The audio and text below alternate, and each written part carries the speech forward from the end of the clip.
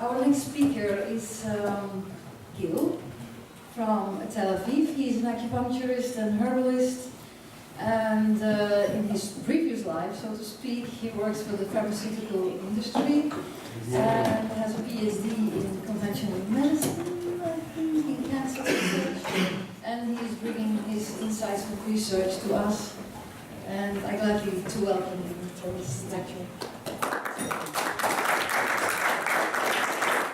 I have to confess that I was working with the enemy.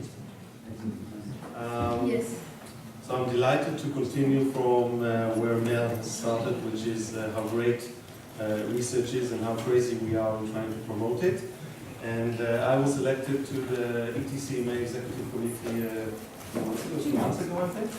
And the whole idea is here is, my intention is to, trying to show you what the plan of the ETCMA is with other organizations, and I think we're going to be talking about more details tomorrow, in disseminating and educating and creating the awareness, really working in the various directions that we can with this wonderful information that we have that exists, that part of it Mel has shown you. So this is what is called the political frame for the ETCMA research work. And going back to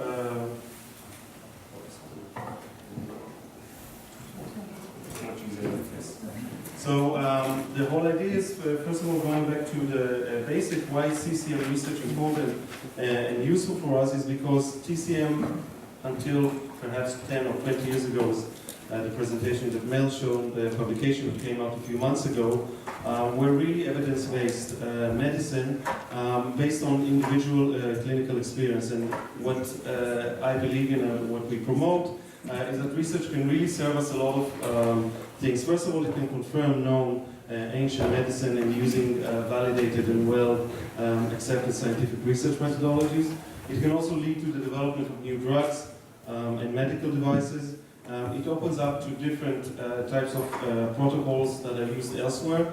About 50% of the publications still come from China. We know that, but they are using some methodologies that are not used across Europe or the US. And it's quite interesting to see what can be adopted also here.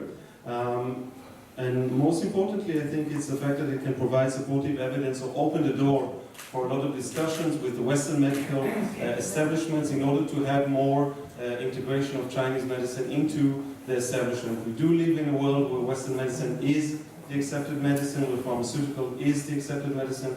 We have seen from Mel, and these discussions have been going on about the opioids overuse, even the FDA guidelines from a week ago or 2 weeks ago, I think, that really recommended for pain management to consider other alternatives, including acupuncture. All of this is coming up and will come up with more medicines needed to be used in order to combat all the horrible side effects that we see.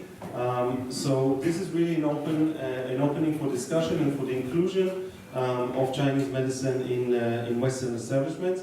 And also on the day-to-day talk with our patients to explain how it works using modern technology and really be part of the toolbox. So this is some of the skeptics, and I think we can show probably one article that comes up every day in newspapers, in local newspapers, in national newspapers or journals that really talk about the fact that acupuncture is not more than magic or testing whether the magic works.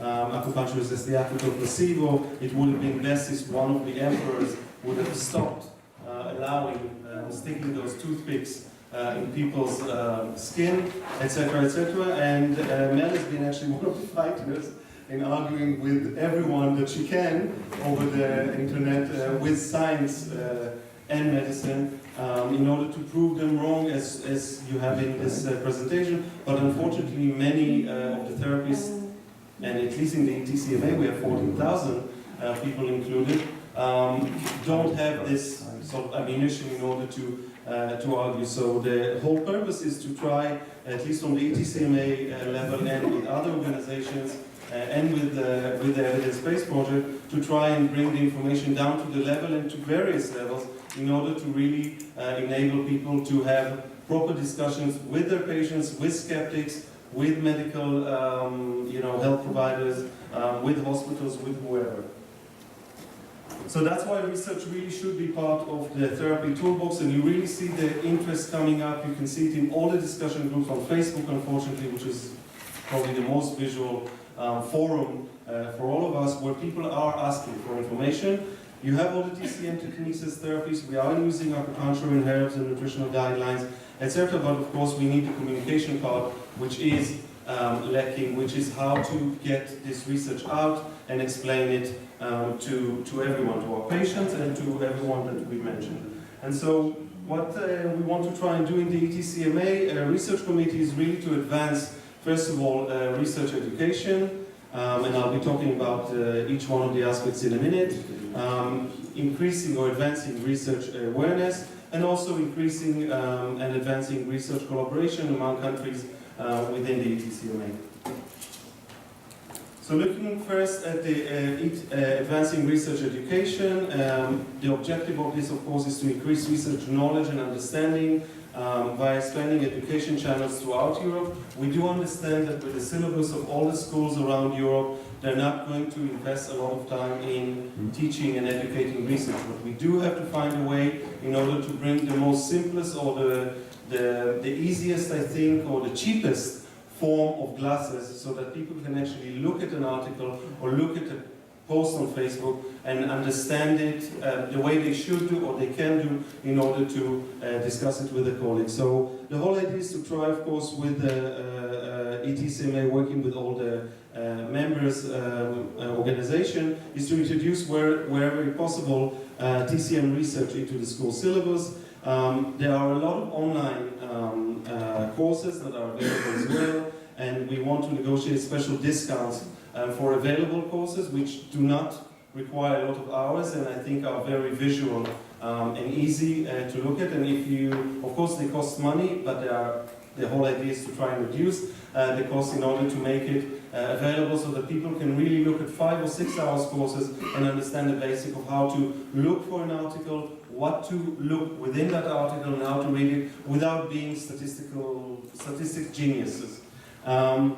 The other ideas is to develop periodic free webinars on specific and relevant topics, provide annotated slide sets on research in various therapeutic areas. We have tried it, I think, a month ago, where we put a short slide set with about 5 studies, recent studies from the last 2 or 3 years, on the topic of depression, because it was around the World Health Organization Depression Month or Week. And we could see that the amount of interest of the people, the only 850 people who are on Facebook on the ETCMA page, was quite high. So there are people who have actually downloaded those presentations, and immediately we had requests for additional slide sets as well. And of course we cannot cater for all the special requests because different people in different countries have different needs. But our hope and aim is really to try and bring more of those topic-related presentations so that people can actually just take it and show it as it is.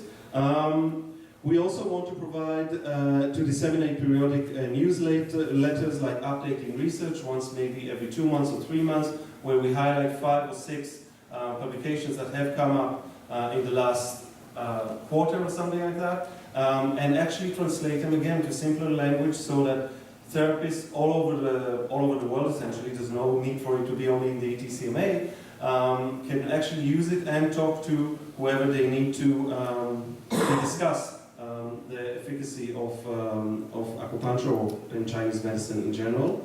We also want to develop infographics. We have already, and Johanna will be presenting the first infographic that she has developed on behalf of the ETCMA and was out a few months ago. And also have regular updates via Facebook. That's the easiest form. We do understand, of course, that not everyone is on Facebook. We're surprised that that's the case, and Facebook is also surprised. But in any case, that's why we also initiated a newsletter, or brought again the newsletter of the ETCMA with the whole idea of reaching the heads of the societies, but in the future also reaching out to the practitioners themselves, and so that more people are exposed to this type of information and can really use it.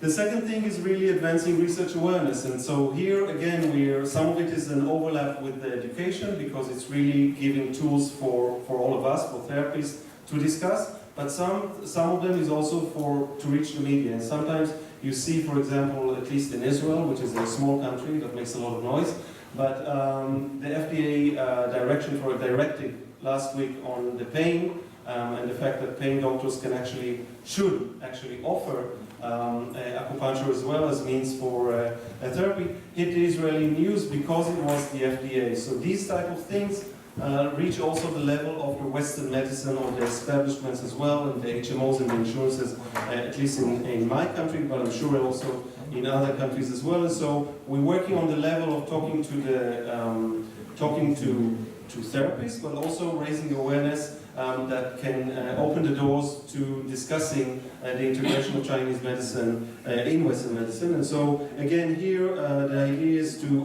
develop or update evidence-based fact sheets and infographics, and I think we'll be discussing more of it tomorrow on how to make sure that we don't work all in our own continent and create double the work. Of course there is the language barrier, talking mainly about Europe. Between the English it's quite easy. But the whole idea is to try and minimize or divide the work between the different associations, the different bodies, and the different people who work on it, in order to come up with common or quite common fact sheets about certain diseases and stuff like that that can be then translated to different languages. So these are tools that we can actually give all member states of the ETCMA, and of course essentially all associations everywhere. And that way we can also cut the amount of work that we all do separately. We want to develop evidence-based presentations with talking points. So there's one thing explaining to therapists who cannot read research what this research or how great this research is. And another thing is also to summarize it with talking points that they can then take to their patients and, more importantly, to their colleagues in establishments where they think that acupuncture is still a bit of luck or magic. So that's part of the idea. Another thing, of course, which is a bullet before last and is going back to our morning meeting tomorrow, is to increase collaboration with all organizations, the ANF, the Rapid Response Task Force, which has done amazing work in responding to everyone who tries to bark at acupuncture, the American Society of Acupuncturists, and other bodies, essentially anyone around the world. We have the Australian as well here from the ETCMA, and who has created this amazing evidence-based project. So essentially really trying to collaborate and making a huge amount of information and tools available for everyone. And the other thing is to create a research tab on the ETCMA website and update all the materials that are available from everyone that is willing to share, so that we all have it in duplicate and triplicates, because people go to the website that they know. Fortunately for us, in a way, as an ETCMA person, not many people are aware of the ETCMA website, so we are in a good starting point. We can only increase, but the whole idea is to really create engagement, each to his own continent and to the resources that they use. And even if we duplicate it, it's great. I mean, it doesn't cost anything other than design. And the last thing is of course advanced research collaborations. Here we come first of all to one of the points that Mel has mentioned, which is what is the right and the good research for TCM. We are going by what we know, placebo control, randomized control, all of these things, debatable. There's some good things and some bad things about them. And the whole idea is to try, first of all, to encourage and support wherever possible to initiate research across Europe. We have been lucky yesterday to talk to about 100 people from China. China still produces about 50% of the published studies, and in the publication that Mel showed you for 4 months ago, the level of research is increasing also in China, but there's 50% of the research that is being done outside of China, and we also should be looking at whether it is still the optimal one, and are we not wasting resources in trying to mimic what is used for pharmaceuticals. And so are we doing the best type of research, and also creating the research collaborations in order to increase more awareness. So we hope to create an ETCMA research grant sponsored together with industry. What we call industry for TCM is needles and herbs, and hope to create a grant. And the whole idea is to try and initiate countries from within the ETCMA to work together. So again, raising it up and allowing more colleagues from different countries to talk together. We want to create a research database on ongoing research across ETCMA. There are existing databases. We may not need to create it. We may just need to work together in order to create one single research database other than the PubMed, because PubMed is general for any type of research. And we want to create research in TCM roundtable, hope to create research in TCM roundtable around the UNESCO meeting that was announced for you today, in order to again raise the importance of this and how it can lift. It's not going to change the practice, but it's going to lift us and open the door to really integrating and putting, as one I think of the missions of the ETCMA, putting Chinese medicine along Western medicine. So not as the last resort, but actually as one of the options for patients to decide. So with that, I hope you